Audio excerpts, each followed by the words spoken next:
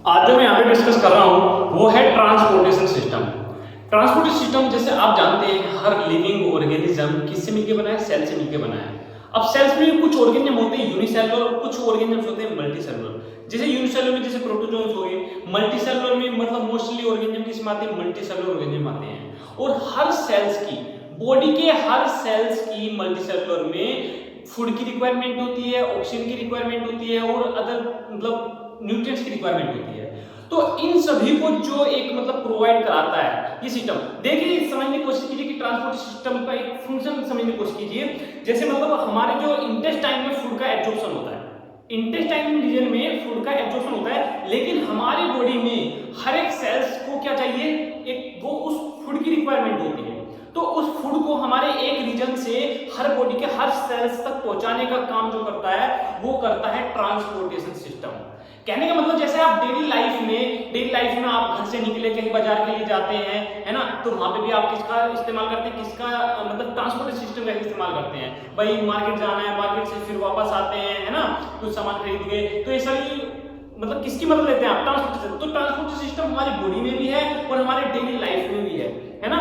तो transportation system अगर हम बात करें, हम प्लांट्स में देखेंगे और एनिमल्स में देखेंगे, है ना।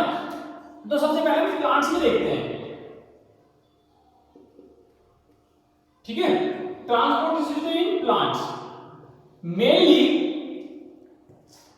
टिश्यू, जो मतलब टिश्यू इसमें इन्वॉल्व होते हैं, सबसे पहले हम उन्हें देखते हैं, है ना। फिर इससे रिलेटेड कुछ बेसिक टर्म्स हैं जो हम इसमें देखेंगे, कौन कौन सी टर्म्स मतलब इसमें हमें डिस्कस करनी है वे देखेंगे।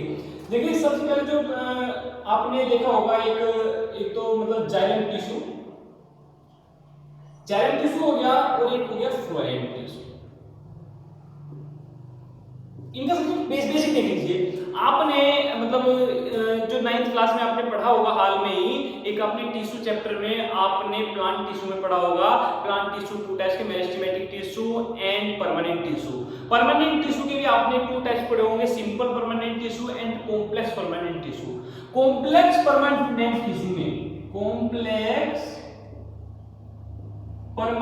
टिश्यू में आपने 2 टाइप्स के पढ़े होंगे कॉम्प्लेक्स परमानेंट टिश्यू। एक आपने पढ़ा होगा जाइलम एंड एक आपने पढ़ा है फ्लोएम। समझ आ गया। तो जाइलम एंड फ्लोएम ये 2 टिश्यू रेस्पॉन्सिबल होते हैं प्लांट्स में, किसके लिए, ट्रांसपोर्टेशन सिस्टम के लिए, ठीक है। अब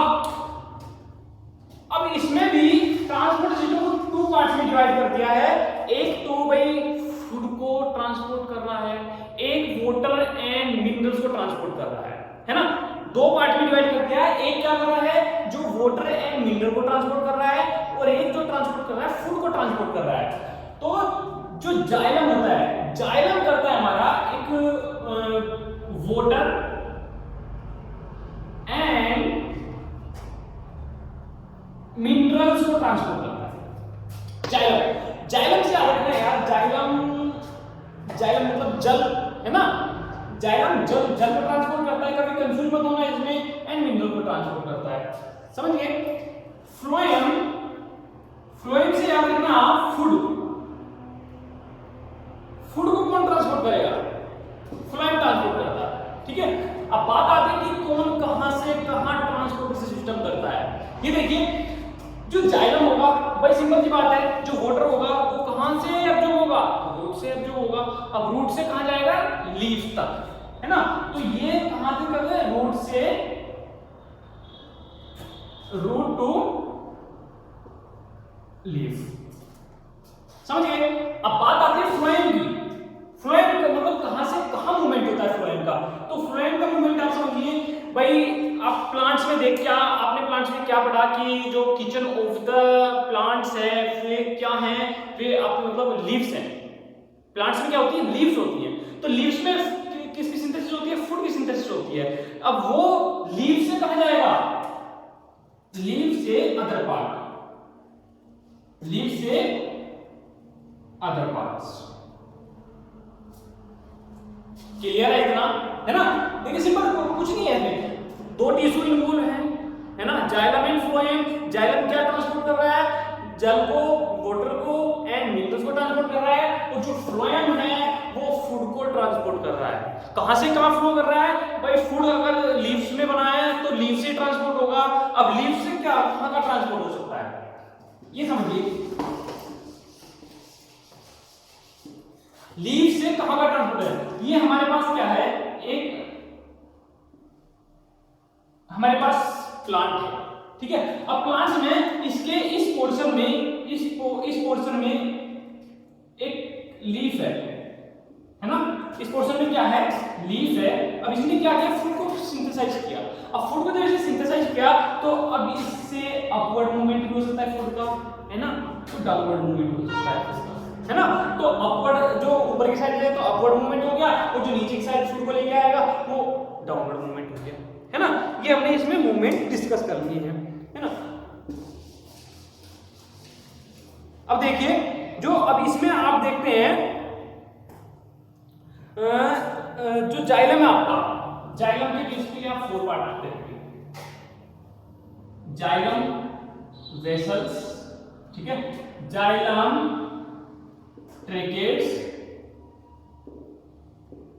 ठीक है, जाइलम आपका एक हो गया जाइलम फाइबर, है ना, और एक जाइलम पैरेन्काइमा।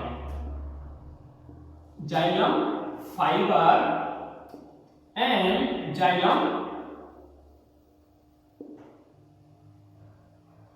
पैरेन्काइमा, है ना। 4 पार्ट्स में आपने पढ़े, किसके पार्ट्स आपने पढ़े, जाइलम के पढ़े, जो किसको ट्रांसपोर्ट कर रहा था, किसको ट्रांसपोर्ट कर रहा था, वाटर को, है ना। अब देखिए इसमें एक टर्म्स इसमें आप पढ़ोगे ट्रांसपीरेशन। ट्रांसपीरेशन समझिए क्या है ना, कभी कंफ्यूज मत होना। ट्रांसपीरेशन ना, आपका ये प्लांट्स ध्यान समझिए इसको, प्लांट्स है ना। प्लांट्स में क्या है, मतलब रूट से क्या है, वाटर क्या हुआ, एब्जॉर्ब हुआ। अब ये रूट से क्या होगा, ये अपवर्ड मूवमेंट करेगा, अपवर्ड मूवमेंट होगा किसका, वाटर का। जब ये अपवर्ड मूवमेंट कर रहा है तो एक ये लीफ है, इधर ड्रॉ कर लेता हूं, है ना, ये लीफ है। आपने डेली लाइफ में क्या देखा होगा, आप जब सुबह सुबह उठते हैं, आप मतलब भाई सर्दियों में तो आप ये कह दोगे कि भाई जो प्लांट्स के ऊपर जो मतलब एक जो हमें एक वाटर टाइप में दिखता है ना, भाई कुछ ग्रास होती है, वे हमें गीली गीली दिखाई देती है ना, उसमें हमें कुछ वाटर ड्रॉपलेट दिखाई देते हैं, तो हम समझते हैं कि चलो फोग आ गया है ना, भाई रात को धुंध की वजह से ऐसा हुआ है। लेकिन आप क्या देखेंगे, आप गर्मियों में भी कभी कभी ऐसा देख लेंगे, डेली लाइफ में देखोगे आप। ये होता क्या है, एक वाटर का क्या होता है कि मतलब जब ट्रांसपोर्टेशन होता है तो एक फोर्स की वजह से तो लीव्स के सरफेस पर क्या आते हैं, वाटर आता है। लीव्स के सरफेस पे जो वाटर आएगा, है ना, तो वो अब नाइट में ये 24 घंटे ये प्रक्रिया चलती है, 24 घंटे। लेकिन होता क्या है, डे टाइम में क्या है, ये इवेपोरेट होता रहता है ना, ये लगातार इवेपोरेट होता है। लेकिन नाइट में सनलाइट का एक्सपोजर नहीं होता है, जिसकी वजह से ये वाटर का जो है इवेपोरेट नहीं हो पाता है, जो हमें किसकी फॉर्म में मिल जाता है, एक ड्रॉपलेट्स की फॉर्म में मिल जाता है। समझिए ना। तो कहने का मतलब ये है, जो लीव्स के सरफेस से जो वाटर का जो वेपर की फॉर्म में जो रिमूव होना, उसको हम बोलते हैं ट्रांसपीरेशन। समझे ना भाई, लीव्स के सरफेस पर आया वाटर, मतलब फोर्स एक्सर्ट करके, है ना, तो फोर्स जो लीव्स के सरफेस आया और ऊपर से क्या हुआ, सनलाइट का एक्सपोजर हुआ। तो सनलाइट का जब एक्सपोजर होगा तो क्या होगा भाई, वाटर टेम्परेचर बढ़ेगा, टेम्परेचर बढ़ने के क्या होगा, वाटर मतलब इवेपोरेट होगा। तो इसको बोलते हैं हम ट्रांसपीरेशन, ठीक है। अब क्या क्या देखो, फंक्शन क्या है ट्रांसपीरेशन के।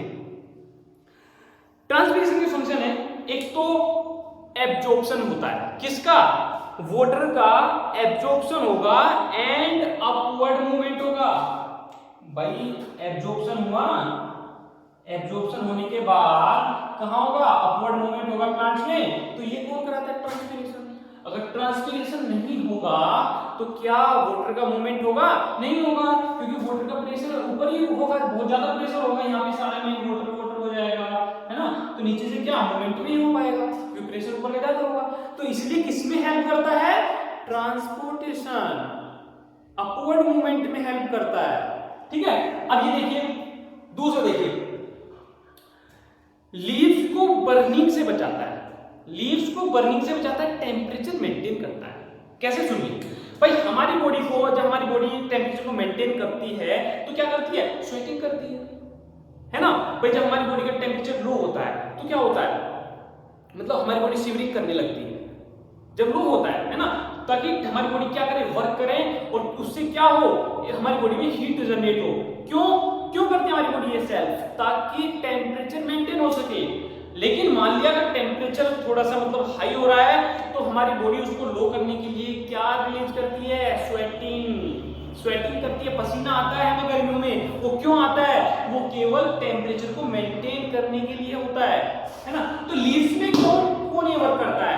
लीव्स में करता है ट्रांसपीरेशन। लीव्स पे क्या? लीव्स के सरफेस पर वाटर आते है ना, ये क्या करते हैं? लीव्स को बर्निंग से बचाते हैं, है ना। नेक्स्ट हम देखेंगे, ये इतना पोर्शन समझ आया आपको? तो ट्रांसपोर्टेशन हो गया आपका, है ना। अब गट्टेशन देखिए क्या होता है। गट्टेशन देखिए, वाटर का वेपर की फॉर्म में रिमूव होना। आपने बोला ट्रांसपीरेशन, लेकिन अगर वाटर का रिमूव आउट हो रहा है, किसकी फॉर्म में हो रहा है? डायरेक्ट ड्रॉपलेट्स की फॉर्म में हो रहा है, डायरेक्ट ड्रॉपलेट्स की फॉर्म में हो रहा है, उसको आपने बोला है गट्टेशन। फ्रेंड्स, अगर कोई भी आपको कंफ्यूजन हो तो प्लीज मुझे आप कमेंट बॉक्स में जरूर बताइए, है ना। और आप मुझे डायरेक्टली कॉल कर भी पूछ सकते हैं 7251927046, ये मेरा कॉन्टेक्ट नंबर है ना। प्लीज, अगर भाई बहुत बार ऐसा हो जाता है कि मैं वीडियो में मतलब कुछ मतलब कंसेप्ट मुझसे मिस हो जाते हैं, नहीं बता पाता हूं, तो प्लीज आपको अगर कोई भी ऐसा कंफ्यूजन रहे तो आप मुझसे बिल्कुल कमेंट करके पूछ सकते हैं, वरना व्हाट्सएप कर सकते हैं मुझे। व्हाट्सएप पे मैं आपको मतलब एक रिप्लाई जरूर दूंगा, है ना। आपकी प्रॉब्लम सॉल्व जरूर दूर करने की कोशिश करूंगा। इसमें देखिए गट्टेशन समझ आ गया आपको। अब बात आती है ट्रांसलोकेशन।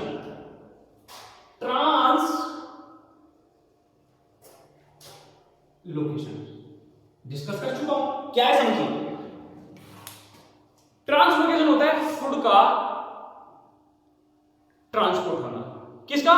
फूड का ट्रांसपोर्ट होना। भाई कहां बना फूड? कहां सिंथेसिस कहां होगी? लीव्स में होगी, लीफ में तो होगी भाई। किचन ऑफ द प्लांट क्या है? लीफ ही तो है। अब लीफ से क्या होगा?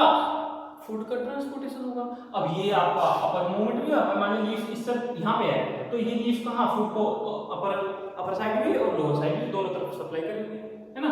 तो अपर साइड तो अपर मूवमेंट हो गया, लोअर अगर नीचे की साइड अगर फूड ट्रांसपोर्ट हो रहा है तो लोअर मूवमेंट हो गया। तो आपका क्या ट्रांसपोर्टेशन सिस्टम समझ आ गया। ट्रांसलोकेशन, गट्टेशन, ट्रांसपीरेशन, मेनली 3 टर्म है, ठीक है। अच्छा, अब हम देखते हैं ट्रांसपोर्टेशन इन ह्यूमन। हमने प्लांट्स में देखा, अब आप देखोगे ट्रांसपोर्टेशन इन ह्यूमंस। प्लीज ध्यान से समझना इसको, है ना, ध्यान से समझना इसको। बहुत मतलब वैसे बहुत इंटरेस्टिंग करके बताऊंगा, बिल्कुल आपको कोशिश करूंगा आप बोर ना हो इसमें, और हर एक कंसेप्ट आपको समझ आ जाएगा। देखिए क्या है भाई, मैंने आपको बताया अभी सेल बॉडी के सेल्स और टिश्यू तक फूड की रिक्वायरमेंट को जो पूरी करता है वो कौन करता है? ट्रांसपोर्टेशन सिस्टम करता है ना। अब क्या है, अब जो फ्लो होता है किसका? एक्स्ट्रा सेलुलर फ्लूइड का जो फ्लो होता है हमारे अराउंड द बॉडी, उसको हम क्या बोलते हैं? सर्कुलेशन। क्या बोलते हैं? सर्कुलेशन। एंड इसमें जितने पार्ट्स इन्वॉल्व होते हैं, इसमें जितने पार्ट्स इन्वॉल्व होते हैं वे सभी क्या बनाते हैं? Circulatory system. समझिए ना। तो हमारी बॉडी में 2 सर्कुलेटरी सिस्टम होते हैं। कितने होते हैं? 2 सर्कुलेटरी सिस्टम होते हैं। एक ब्लड सर्कुलेटरी सिस्टम हो गया है,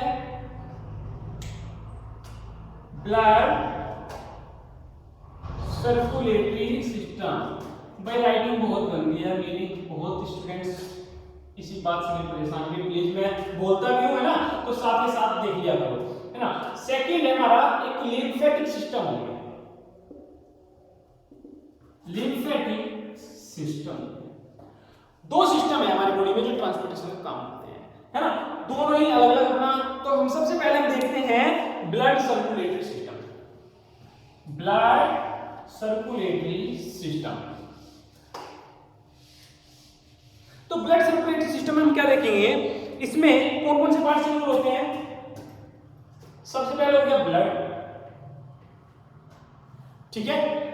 सेकंड हो गया इसमें ब्लड वेसल्स,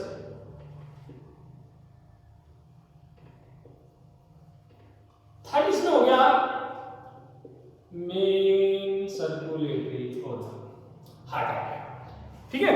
अब हम इसके बारे में देखते हैं। सबसे पहले हम ब्लड के बारे में देखेंगे, है ना। सबसे पहले हम ब्लड के बारे में देखेंगे। तो ब्लड क्या है, तो ब्लड क्या है। ब्लड में जब आपने देखा होगा 9th क्लास में आपने कनेक्टिव टिश्यू में पढ़ा होगा, तो आपने ब्लड को भी एक कनेक्टिव टिश्यू का ही टाइप्स पढ़ा होगा, है ना। तो बोलते क्या हम इसको फ्लूइड कनेक्टिव टिश्यू, बॉडी का क्या बोलते हैं, फ्लूइड कनेक्टिव टिश्यू। ये हमारी बॉडी के सभी ऑर्गन को क्या करके रखता है, कनेक्ट करके रखता है। हम इसको क्या बोलते हैं, फ्लूइड कनेक्टिव टिश्यू। फ्लूइड में फ्लो करता है ना, और कनेक्टिव टिश्यू भाई बॉडी के साथ मतलब हर ऑर्गन को क्या करता है, कनेक्ट करके रखता है, समझिए ना। अच्छा, अब इसके कंपोनेंट देखिए, कंपोनेंट इसमें क्या क्या है भाई। इसमें एक तो लिक्विड पार्ट होगा यार, एक क्या होगा, लिक्विड पार्ट होगा, और एक होगा सॉलिड पार्ट। कुछ नहीं यार, सिंपल टर्म तो जाननी होती है।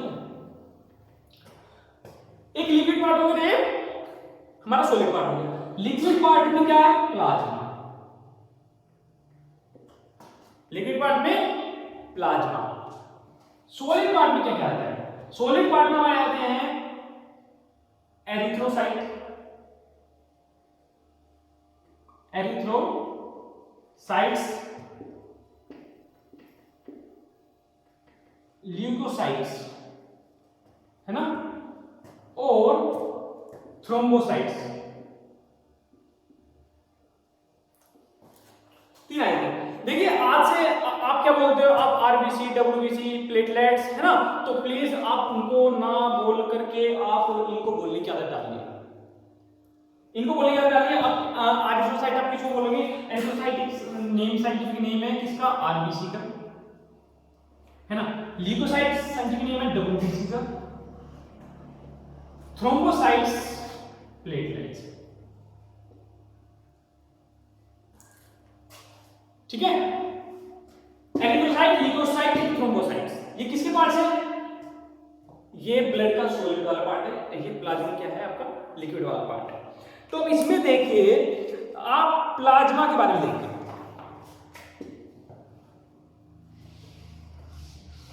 एक एक फंक्शन मतलब फंक्शन हम प्लाज्मा में देखेंगे।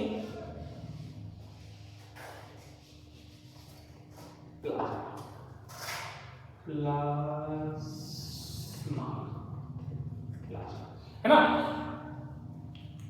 फंक्शन तो कुछ ऐसे समझ लीजिए भाई, जितने ब्लड के फंक्शन होंगे वही प्लाज्मा के फंक्शन होंगे। क्यों होंगे, क्योंकि इसमें आप ऐसा समझिए भाई ब्लड का पार्ट है ना, ब्लड का पार्ट है, लिक्विड पार्ट है, तो भाई फंक्शन वही परफॉर्म करेगा, है ना। हो सकता है ब्लड भी इसकी वजह से कुछ फंक्शन परफॉर्म कर रहा हो, है ना। तो फंक्शन तो ब्लड के प्लाज्मा के सेम से ही है। अब इसमें देखिए होता क्या है, कलर कैसा होता है इसका, फेंट, फेंट क्या आप बोल देंगे, ठीक है। ये आपका हो गया कलर। अच्छा, अब इसमें 55% ये इसमें क्या होता है, मतलब ब्लड में कितने परसेंट होता है, 55% प्लाज्मा प्रेजेंट होता है। कहने का मतलब अगर 100 ml ब्लड है, 100 ml ब्लड है, तो इसमें से 55 ml क्या होगा, आपका प्लाज्मा होगा, ठीक है। अब प्लाज्मा में ये हो गया आपका। अब प्लाज्मा में फर्दर 92 90 to 92% क्या होता है, वोटर प्रेजेंट होता है ना। अब इसमें 8% में 8 to 10% में क्या आ जाते हैं आपके, इसमें आ जाते हैं प्रोटीन्स, जैसे एल्बुमिन है ना, ग्लोब्यूलिन, ठीक है। और इसमें कुछ क्लोटिंग फैक्टर भी होते हैं, है ना, जैसे मतलब आपका प्रोथ्रोम्बिन हो गया, प्रोथ्रोम्बिन हो गया है, ठीक है। और इसमें कुछ मतलब और क्या क्या फंक्शन होते हैं, प्रोथ्रोम्बिन, फिब्रिनोजेंस, है ना। और ये क्या करता है, ट्रांसपोर्टेशन, ये इसमें क्या कैरी करता है, ये मिनरल को कैरी करता है। जैसे आपका हो गया मतलब कॉपर, Cu, आयरन, है ना, ये भी कैरी करता है। तो ये समझ आ गया आपको, क्लोटिंग फैक्टर, प्रोटीन्स, है ना, इन 8 to 10% में आ जाते हैं, ठीक है। ये इसका सॉलिड वाला पार्ट हो गया, ये भी, है ना। अब देखो फंक्शन, देखो प्लाज्मा के फंक्शन में, देखो ट्रांसपोर्टेशन ऑफ न्यूट्रिएंट्स, ये आ जाएंगे फंक्शन में, यार यही आ जाएंगे फंक्शन में। ये तो मैंने 8 to 10% में बता दिया आपको, है ना। कुछ वेस्ट भी आ जाते हैं, ठीक है। अब होता क्या, मतलब dissolve gases, waste product, food material, ठीक है, ये फूड मटेरियल वगैरह, और देखो ये फूड मटेरियल, है ना, रेस्पिरेटरी गैसेस,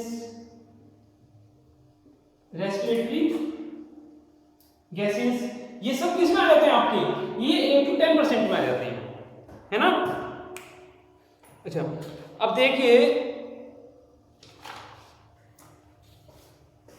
अब इसमें आ जाइए आप सेल्स के बारे में।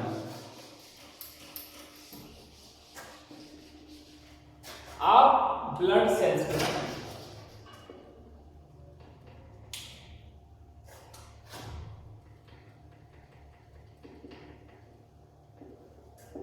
तो मैंने आपको बताया RBC, WBC and platelets, RBC, WBC and platelets. RBC का फंक्शन O2 एंड CO2 को कैरी करना, क्या, O2 एंड CO2 को कैरी करना, समझिए। डब्ल्यूबीसी का फंक्शन, डब्ल्यूबीसी का फाइट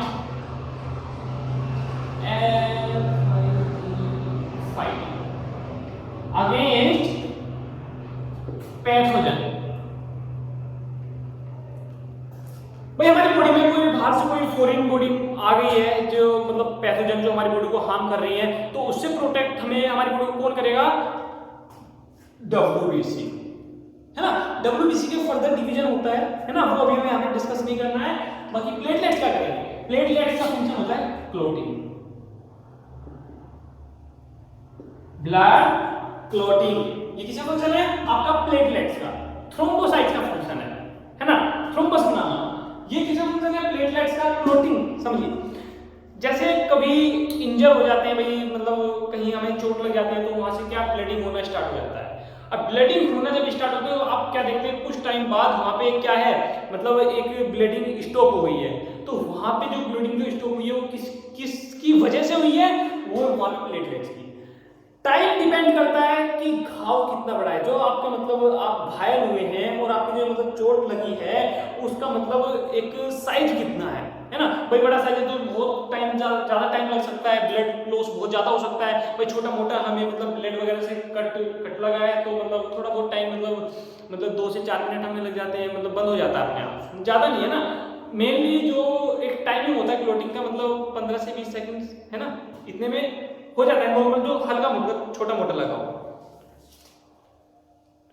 तो अब आप आ जाइए फंक्शन ब्लड सेल्स के, तो फंक्शन के ब्लड के फंक्शन देख लीजिए।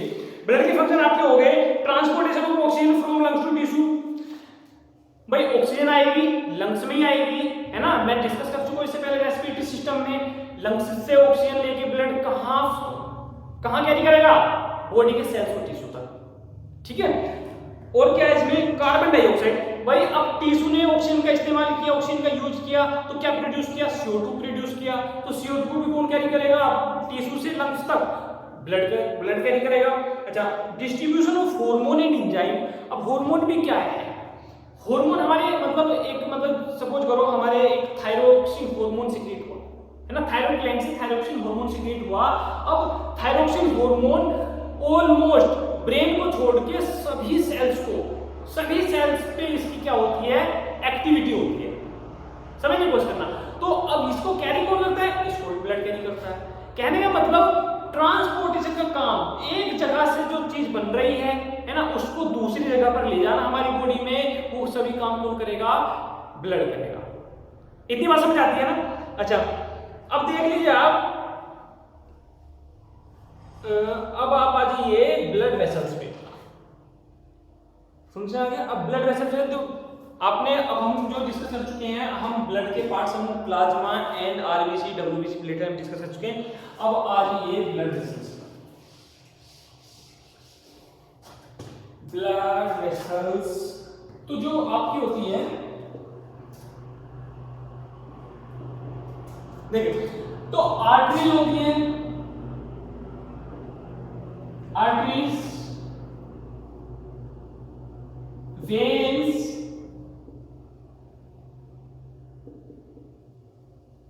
कैपिलरीज, है ना। आर्टरीज को समझिए, एक चीज ध्यान रखिए बस, वरना कंफ्यूज रहोगे, है ना। आर्टरीज कैरी करती है ऑक्सीजनेटेड ब्लड। क्या कैरी करती है? Oxygenated blood. या फिर इसका आप ये कह लीजिए कि जो ब्लड वेसल्स हार्ट से ब्लड को दूर लेके जाती है, हम उसको बोलते हैं आर्टरीज। ठीक है, जो हार्ट के पास में लेके आती है, हम उसको बोलते हैं वेन्स, है ना। और जो आर्टरीज और जो वेन, इनको जो कनेक्ट करती है दोनों को, उनको बोलते हैं हम कैपिलरीज। इसको समझ आ रहा है ना। तो अवे फ्रॉम हार्ट, है ना, टुवर्ड्स द हार्ट। आप एक चीज ध्यान रखना, आप ये मत बोलना कि आर्टरीज क्या करती है? ऑक्सीजनेटेड ब्लड कैरी करती है। तो कहना गलत नहीं है, कहना गलत नहीं है, लेकिन कुछ एक्सेप्शन गलत कर देते हैं। लेकिन आप अगर ये चीज याद रखोगे कि अवे फ्रॉम द हार्ट, है ना, तो आपकी एक ये जेन्युइन डेफिनेशन हो जाएगी कि हाँ भाई ये आर्टरीज होती है ना। अब उसमें अब कोई एक्सेप्शन भी हो तो आप उसमें तो भी क्वेश्चन सोल्व कर सकते हो, है ना। वेन जो टुवर्ड्स द हार्ट, जो हार्ट की तरफ ब्लड लेके आती है। अब ये मैं क्यों बोल रहा हूं, ये मैं आपको बताऊंगा। जब लंग्स के और हार्ट के बीच में जब ब्लड ऑक्सीजन को एक्सचेंज करता है ना, फ्लो होता है जब, तो वहां पे मैं आपको बताऊंगा। अब ये देख लीजिए, आर्टरीज और वेन के आप कुछ फंक्शन देख लीजिए, है ना। आप ये देख लीजिए, आपने अपने हाथ को क्या क्या पुश किया, है ना। तो आपने अपने हाथ को जैसे मतलब किसी भी रस्सी वगैरह बांधे तो ऊपर जो नसें आ जाती हैं, तो मेनली ये होती है आपकी वेन्स, है ना। तो क्या होती है? ये सरफेस पर होती है ना। और जो आप जो देखते हो, आप ये पल्स देखते हैं, पल्स जो थोड़ी सी मतलब गहराई में जैसे हाथ दबा के आप देखते हैं, है ना, तो ये आपकी होती है क्या? आर्टरीज, है ना, जो मतलब थोड़ी डीप होती है। एक डिफरेंस भाई, ये तो अपर सरफेस पे हो गई और एक ये थोड़ी डीप हो गई, आर्टरीज डीप हो गई। दूसरे मतलब सुनिए, जो प्रेशर होता है आर्टरी में वो ज्यादा होता है ना, कंपैरिजन टू वेन। तीसरा फंक्शन सुनिए, तीसरा फंक्शन है कि इसमें वेन में क्या होते हैं? वेल्व होते हैं। वेन में क्या होते हैं? वेल्व होते हैं। इसको आप ऐसा बना लीजिए, आसान नहीं। वेल्व होते हैं, आर्टरी में वेल्व नहीं। वेल्व का फंक्शन सुनिए क्या है। ये वेल्व जो होते हैं, वेल्व टाइप जो होते हैं, ये ब्लड को एक यूनिडायरेक्शनल फ्लो प्रोवाइड कराते हैं। क्या प्रोवाइड कराते हैं? यूनिडायरेक्शनल फ्लो कराते हैं। अब यूनिडायरेक्शनल में सुनिए, जैसे मतलब ब्लड इस साइड फ्लो कर रहा है, अपर साइड फ्लो कर रहा है, हमारे ब्लड अगर बैक साइड फ्लो होने की कोशिश करेगा तो क्या हो जाएंगे, एकदम ये बंद हो जाएंगे। फ्लैप लाइक मतलब ये ऐसे ऐसे होते हैं, जब ऐसे ऊपर की साइड फ्लो करता है तो ये ऐसे बंद हो जाएंगे, समझ गए ना। तो ये आप 3 फंक्शन कर लीजिए, ज्यादा नहीं है ना। ल्यूमन, हाँ ल्यूमन एरिया की और देख लीजिए। ल्यूमन मतलब जो कैपिलरी, ये आपको मतलब है ना, जो मतलब इनर जो एरिया है, जो वेसल्स का जो इनसाइड का एरिया हम उसको बोलते हैं ल्यूमन। तो ल्यूमन किसका ज्यादा होता है, ल्यूमन आर्टरीज का नैरो होता है, ठीक है, और इसका वेन का वाइड होता है, ज्यादा होता है, ठीक है।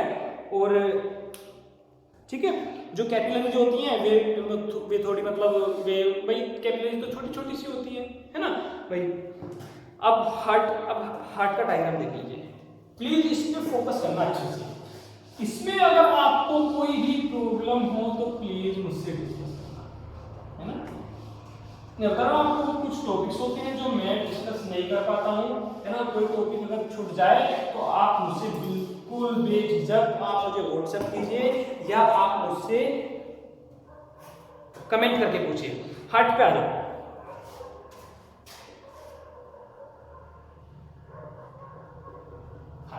हार्ट क्या है, हार्ट एक सर्कुलेटरी सिस्टम का पार्ट है, जो कि फंक्शन क्या है, पंपिंग ऑफ द ब्लड। क्या है, pumping of the blood. Present क्या होता है, प्रेजेंट होता है हमारी थोरेसिक कैविटी। थोरेसिक कैविटी में स्लाइटली लेफ्ट साइड पे ये प्रेजेंट होता है, ठीक है। कहां होता है, स्लाइटली मतलब हल्का सा लेफ्ट साइड हो, और इसका एक पार्ट जो होता है वो थोड़ा सा मतलब राइट साइड पे होता है, ठीक है। अब एक देखो, अब हार्ट पे जो एक मेम्ब्रेन होती है, क्या होती है, मेम्ब्रेन, जिसको बोलते हैं हम पेरिकार्डियल मेम्ब्रेन। पेरिकार्डियल मेम्ब्रेन, सुनिए मैं एक सिंपल डायग्राम बना रहा हूं, सिंपल डायग्राम हार्ट का मैं बना रहा हूं, है ना। मैंने यहाँ पे 4 चैम्बर बनाया है, ये मैंने 4 चैम्बर हार्ट के बनाए हैं। इसमें मैंने एक को क्या कहा है, बरवाला पार्ट देखिए ये। अब इसमें क्या होते हैं, 4 चैम्बर हार्ट होता है, 4 चैम्बर में क्या होते हैं, 2 ओरिकल होते हैं। क्या होते हैं, ओरिकल, और 2 होते हैं वेंट्रिकल। 2 ऊपर वाले जो चैम्बर को बोला है वो ओरिकल बोला है, और जो 2 लोअर चैम्बर को बोला है वो क्या बोला है, उसको क्या बोला है, वेंट्रिकल बोला है ना। अब जो ओरिकल है, अब इसको ध्यान समझिए। अब ये क्या हो गया आपका राइट ओरिकल। आर्ट्रियम आप क्या लीजिए, या आर्ट्रियम, क्योंकि आर्ट्रियम ज्यादा कम मिलता है ना, ओरिकल कम मिलता है, तो आर्ट्रियम आप याद रखिए, है ना, कभी कंफ्यूज नहीं है ना। तो राइट ओरिकल, लेफ्ट ओरिकल। यार राइट लेफ्ट कैसे डिस्कस करोगे, मतलब कैसे डिसाइड करोगे कौन सा लेफ्ट है कौन सा राइट है। तो इसमें आप देखिए, आपके पास ये बुक्स है, ये बुक्स है जिसमें मतलब सपोज करो एक हार्ट का डायग्राम बना, तो आप बुक्स को ऐसे रख लोगे, आप बुक्स को ऐसे रख लोगे, या कभी आप डायग्राम में सॉरी आप एग्जाम में डायग्राम जो ड्रॉ करोगे तो उसमें आप क्या करोगे, कॉपी को ऐसे उठाओगे और ऐसे रख लोगे। ऐसे रखने के बाद जो लेफ्ट है वो आपका लेफ्ट हुआ, जो आपका राइट होगा राइट, ठीक है। इसमें भी आपको कंफ्यूजन होने की जरूरत नहीं है।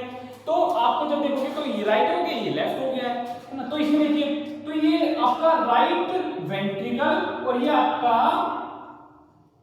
लेफ्ट वेंट्रिकल, समझ आया। अब देखिए, अब जो दो ओरिकल को जो सेपरेट करके रखता है, जो सेपरेट करके रखता है उसको हम बोलते हैं ओरिक्यूलर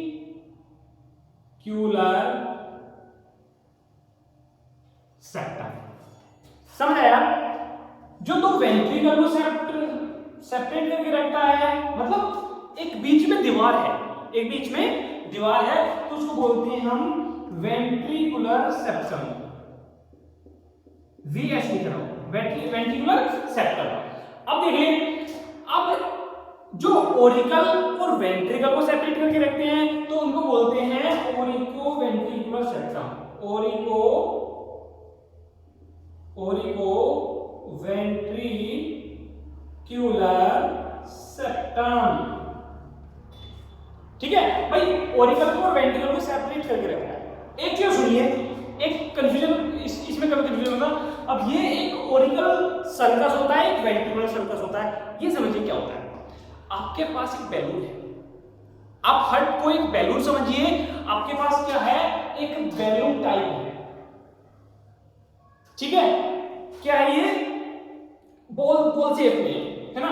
तो ये आप भाई इनसाइड का आपने सेप्टम को डिस्कस कर लिया कि अंदर तो होते हैं हमारे सेप्टम, लेकिन बाहर जो ये बाहर की लेयर में जो आपको ये सेपरेट हुए दिखाई देंगे बाहर की लेयर से, है ना। थोड़ा बाहर की लेयर पे जो थोड़ा सा डीप लाइनिंग होगी, है ना, तो इसको बोलते हैं हम ओरिकुलर सर्कस।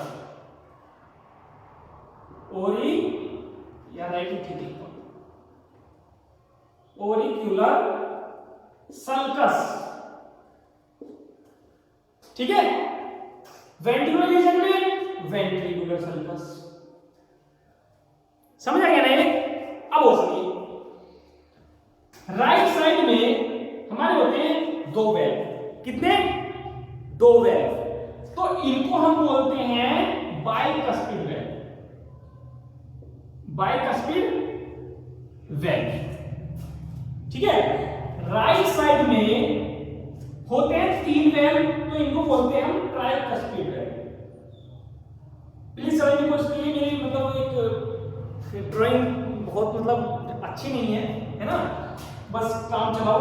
तो ट्राइकस्पिड वेल्व बोल रहा हूँ, प्लीज एक मतलब एक इमेजिन करके, है ना, अपने माइंड में थोड़ा सा मतलब इमेजिन करके इसको समझने की कोशिश कीजिए, है ना। तो राइट साइड में जो होते हैं वेल्व होते हैं जो एक मतलब ब्लड को यूनिडायरेक्शनल फ्लो कराते हैं, तो इसको बोलते हैं ट्राइकस्पिड वेल्व, ठीक है। अच्छा, अब इसमें हो गया। अब ये समझिए, राइट वेंट्रिकल में दो ओपनिंग होती है। एक क्या है, सुपीरियर वेना कावा, एक क्या है, इंफीरियर वेना कावा। अब ये क्या है, वेना कावा जो है मतलब किसमें हेल्प करते हैं, ऊपर से जो हमारे जो ब्रेन से, नेक से, यहां से जो ब्लड लेके जाएंगे हार्ट में, तो उनको बोलेंगे सुपीरियर वेना कावा, जो अपर पार्ट से लेके आएंगे ब्लड को। और जो लोअर पार्ट से ब्लड को लेके आएंगे उनको हम क्या बोलेंगे, इंफीरियर वेना कावा, है ना। और ये ब्लड लाके कहां डालेंगे, हमारे राइट वेंट्रिकल में डालेंगे लाके, है ना। अब ये मैं आपको जो बताने जा रहा हूं, अब मैं बताऊंगा आपको इंटरनल स्ट्रक्चर हमने डिस्कस कर लिया है ना। एक्सटर्नल में मैंने आपको दो चीज बताई, पेरिकार्डियल मेम्ब्रेन, ऊपर की जो लेयर मेम्ब्रेन को बोलते हैं हम पेरिकार्डियल मेम्ब्रेन बोलते हैं। और जो मैंने जो ऊपर वाले पोर्शन को मैंने बताया थोड़ा सा डीप होता है, उसको मैंने क्या बोला, सल्कस बोला है, ठीक है। अब इसमें अब हम देखेंगे ब्लड सर्कुलेशन कैसे होता है। ब्लड सर्कुलेशन प्रॉमिस करता हूं आपसे कि इसको नहीं कभी भूलने दूंगा। ये देखिए, हमारे पास देखिए,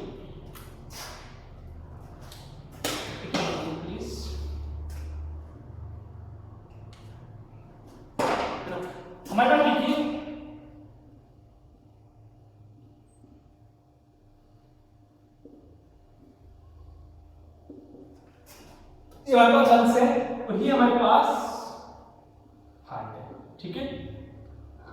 तो ये हमारे पास हार्ट हो गया है ना। एक बार देख लेता हूं, आपको नीचे तक दिखाई दे रहा है, है ना। अभी समझिए आपका कैसे फ्लो होता है। ये देखिए, आपका फ्लो होता है भाई ब्लड, यार फोन आ रहा है, ठीक है। तो अब इसमें देखिए, देखने की कोशिश कीजिए। सबसे पहले जो ब्लड आपका ऑक्सीजन लेकर आएगा, क्या लेकर आएगा, ऑक्सीजन लेकर आएगा। तो वो कहां से, लंग से लेकर आएगा, क्योंकि भाई रेस्पिरेटरी ऑर्गन आपका लंग्स है ना। तो लंग्स से लेकर आएगा, तो कहां लेकर आएगा, सबसे पहले लेफ्ट ओरिकल में लेकर आएगा। यार फोन आया था, ये देख लो, वीडियो तो चल रही है ना, ठीक है, चल रही है। लेफ्ट ओरिकल में लेकर आएगा, मैंने क्या बोला, लेफ्ट वाला पार्ट लेफ्ट, राइट वाला पार्ट राइट, है ना। कैसे, ऐसे देख लेंगे हम। तो इसमें आपका ये क्या हुआ आपका लेफ्ट ऑरिकल। तो सबसे पहले ऑक्सीजनेटेड ब्लड कहाँ आएगा, लेफ्ट ऑरिकल में आएगा। फिर ये बाइकस्पिड वेल्व की हेल्प से कहाँ जाएगा, ये आपका लेफ्ट वेंट्रिकल में जाएगा। लेफ्ट वेंट्रिकल से ये कहाँ जाएगा, बॉडी के सेल्स और टिश्यू तक जाएगा, बॉडी के सेल्स और टिश्यू तक जाएगा। और बॉडी के सेल्स और टिश्यू तक आ जाएगा ये राइट ऑरिकल्स में आएगा। और राइट ऑरिकल में ट्राइकस्पिड वेल्व की हेल्प से कहाँ जाएगा, ये राइट वेंट्रिकल में जाएगा। और राइट वेंट्रिकल से ये फिर लंग्स में जाएगा। समझ रहे हैं? देखिए मैं डायरेक्शन बना देता हूं। ये हमारी क्या है, कैपिलरीज। क्या है, कैपिलरीज जो वेन को और आर्टरीज को कनेक्ट करके रखती है। ठीक है, फोन यार, ठीक है ठीक है, ये समझ रहे हैं ना आप। ये देखिए यहाँ ब्लड फ्लो, यहाँ ये देखिए, है ना। अब ये समझिए, मैं आपसे बोल रहा था कि जो वे वेसल्स वे ब्लड वेसल्स जो ब्लड को हार्ट से दूर लेकर जाती है उनको हम क्या बोलते हैं, आर्टरी। तो देखिए हार्ट से दूर ये लेकर जा रही है ना, तो उसको हमने क्या बोला, आर्टरीज, है ना। ये हार्ट के पास में लेकर आ रही है ना, इसको हमने बोला है वेन्स। ठीक है, अब ये देखिए, ये हार्ट के पास, सॉरी ये हार्ट से दूर लेके जा रही है ब्लड को, तो इसको हम क्या बोलेंगे, आर्टरीज, है ना। अब ये हार्ट के पास में लेके आ रही है ब्लड को, इसको बोलेंगे वेन्स। ठीक है, अब ध्यान देखिए आप, यहां पर वेन क्या कर रही थी, यहां पर वेन कर रही है भाई, लंग से ब्लड को लेके आ रही है, तो यहां पे क्या कैरी कर रही है, ऑक्सीजनेटेड ब्लड कैरी कर रही है। अब यहां से, अब यहां ध्यान दीजिए, यहाँ पे वेन कैसा ब्लड कैरी कर रही है, ऑक्सीजनेटेड ब्लड कैरी कर रही है। लेकिन हार्ट से जो दूर लेके जा रही है ब्लड को, उसे क्या बोल रहे हैं, आर्टरी बोल रहे हैं। लेकिन ये भी ब्लड क्या कर रही है, प्योर ब्लड कैरी कर रही है। अब यहाँ पे क्या है, यहाँ पे भी उल्टा हो रहा है। ध्यान दीजिए, हम जो मैंने आपको बस ये कंसेप्ट बताया, जो हार्ट की तरफ लेकर आए ब्लड वो वेन हो गई, जो दूर लेके जाएगा आर्टरी हो गई। लेकिन आप लंग्स के लिए यूज करोगे पल्मोनरी, क्या यूज करोगे, पल्मोनरी, है ना। ये यहाँ पे पल्मोनरी आर्टरी होगी, पल्मोनरी आर्टरी। तो पल्मोनरी वेन कैसे ब्लड कैरी करेगी, प्योर ब्लड कैरी करेगी, है ना। आर्टरीज क्या कैसे ब्लड कैरी करेगी, प्योर ब्लड कैरी करेगी, है ना। वेन कैसे ब्लड कैरी करेगी, वेन ये जो है वेन भाई हमारी बॉडी सेल्स और टिश्यू से लेके आएगी भाई। ऑक्सीजन यूज की सेल्स और टिश्यू ने, तो क्या प्रोड्यूस की, CO2 प्रोड्यूस की, और CO2 को लेके आएगी कौन, वेन लेके आएगी, है ना। तो अब ये क्या हो गया, ये डीऑक्सीजनेटेड ब्लड हो गया। कैसा हो गया, डीऑक्सीजनेटेड, डीऑक्सीजनेटेड ब्लड। ठीक है, तो डीऑक्सीजनेटेड ब्लड की कौन कैरी कर रही है, वेन कैरी कर रही है यहाँ पे। लेकिन अब यहाँ पे पल्मोनरी आर्टरीज देखो, अब ये यही ब्लड यहाँ गया है ना राइट वेंट्रिकल में, राइट वेंट्रिकल से क्या जाएगा, लंग्स में जाएगा, ऑक्सीजन CO2 को एक्सचेंज करने के लिए ऑक्सीजन के साथ, ना। तो यहाँ पे पल्मोनरी आर्टरी क्या कर रही है, डीऑक्सीजनेटेड ब्लड कैरी कर रही है। इसको समझने की कोशिश कीजिए। ब्लड आया हमारा राइट लेफ्ट ऑरिकल में, और लेफ्ट ऑरिकल से लेफ्ट वेंट्रिकल में आया है। तो लेफ्ट वेंट्रिकल से कहां, बॉडी सेल्स और टिश्यू तक कैपिलरीज की हेल्प से एक्सचेंज हुआ है। और एक्सचेंज होने के बाद वेन से कहां आया, हमारा राइट ऑरिकल में आया, राइट ऑरिकल से राइट वेंट्रिकल में आया, और राइट वेंट्रिकल से कहां जाएगा, फिर लंग्स में जाएगा। ये आप मतलब इसको बिल्कुल डायग्राम को बिल्कुल अच्छे से करना है। बाइकस्पिड वेल्व, ट्राइकस्पिड वेल्व का कांसेप्ट सुनिए। बाइकस्पिड और ट्राइकस्पिड वेल्व का मतलब समझिए कि ट्राइकस्पिड वेल्व बाय ये लेफ्ट साइड कितनी होगी, राइट साइड में देखो, जो ब्लड को जो मतलब एक जो प्रेशर, राइट साइड जो प्रेशर होता है वो कम होता है ना। राइट साइड का प्रेशर कम होता है क्योंकि ब्लड जो करता है, कितना मूवमेंट करता है भाई, हार्ट यहाँ पे, हार्ट से लंग्स में करता है, तो ज्यादा प्रेशर नहीं लगता कि वहां पे हमारे तो ट्राइकस्पिड वेल्व। लेकिन बाइकस्पिड वेल्व क्या होते हैं, स्ट्रॉन्ग होते हैं। क्यों स्ट्रॉन्ग होते हैं, क्योंकि इनको जो ब्लड जो पुश करना होता है वो पूरी बॉडी में पुश करना होता है। समझ गए, मतलब एक प्रेशर जो होता है बाइकस्पिड वेल्व पर ज्यादा होता है, ट्राइकस्पिड कंट्रैक्टेड वेव से ज्यादा है ना, अगर हम दोनों कंपेरिजन करें। अब देखो सिस्टोलिक एंड डायस्टोलिक समझिए क्या होता है, प्लीज ये समझ आया ना।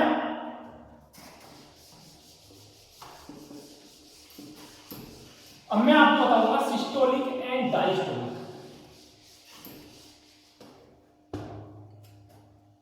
Systolic and diastolic blood pressure की बात करेंगे।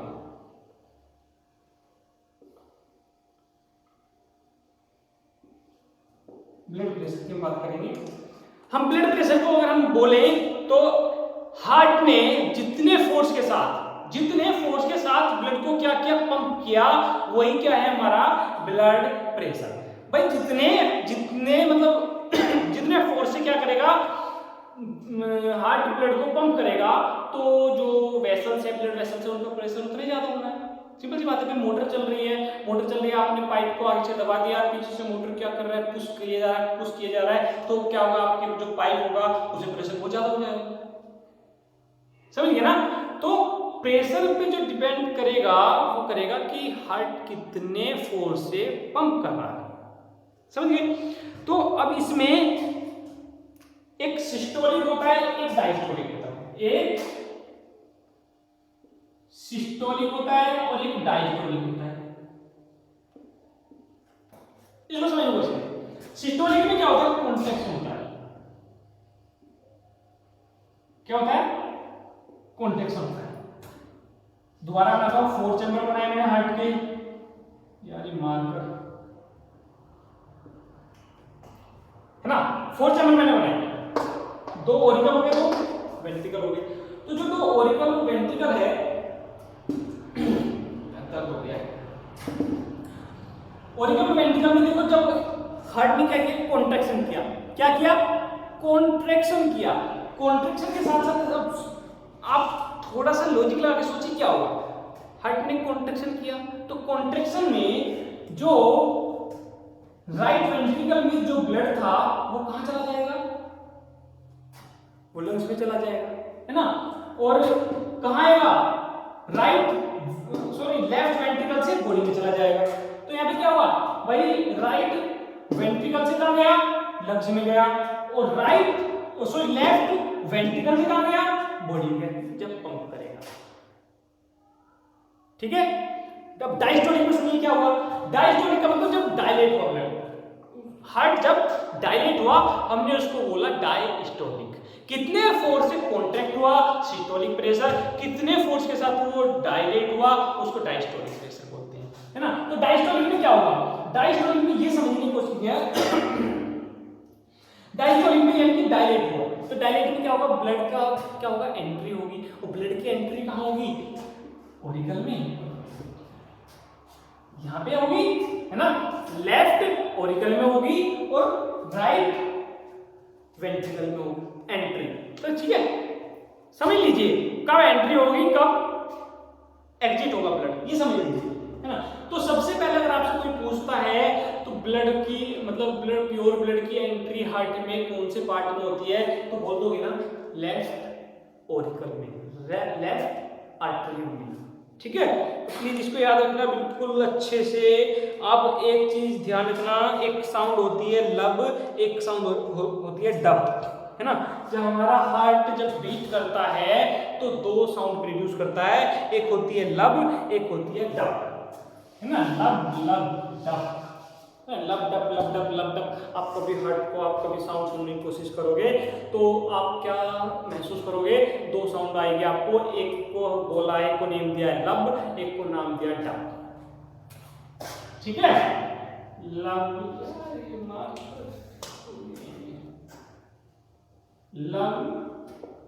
And dub. लब जब कॉन्ट्रैक्ट हुआ, डब जब रिलैक्स हुआ। ठीक है, तो सिस्टोलिक एंड डायस्टोलिक प्रेशर होता कितना है, normal 120/18 mmHg, hypertension, lower tension, high blood pressure, hypertension, hypotension, low blood pressure, समझिए ना। तो अब 120/80 क्या है, नॉर्मल रेंज है।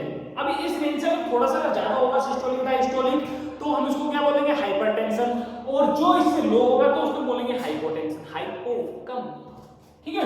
तो इसमें मान लिया इसमें 130 ये हो गया है और इसमें 90 ये हो गया है, ये ज्यादा हो गया है तो उसको बोल देंगे हाइपरटेंशन, हाइपरटेंशन। उसको बोलते हैं हम हाइपोटेंशन। तो नॉर्मल रेट क्या होगी, 120/80 mmHg।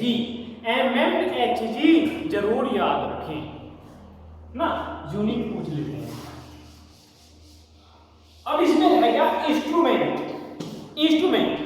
भाई आप कभी डॉक्टर के पास जाओ और आपने बोला कि डॉक्टर साहब मेरा क्या करो, मतलब ब्लड प्रेशर मेजर करो, तो ब्लड प्रेशर मेजर करने के साथ साथ आप क्या करेंगे, डॉक्टर आपको जो है एक इंस्ट्रूमेंट तो आपके यहाँ रखेंगे, है ना, एक यहाँ पे रैप करेंगे, है ना, जिसको हम कफ बोलते हैं, है ना, एक इंस्ट्रूमेंट। तो दो इंस्ट्रूमेंट होते हैं, एक होता है स्टेथोस्कोप और एक होता है स्पाइरोमैनोमीटर,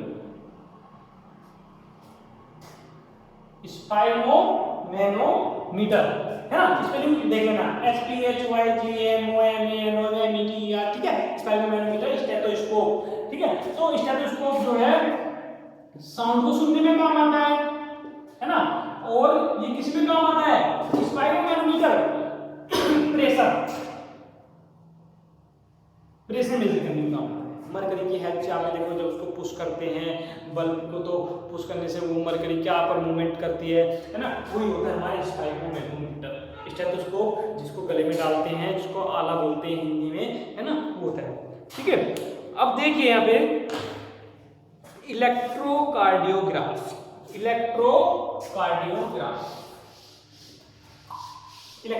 के बारे में देखिए।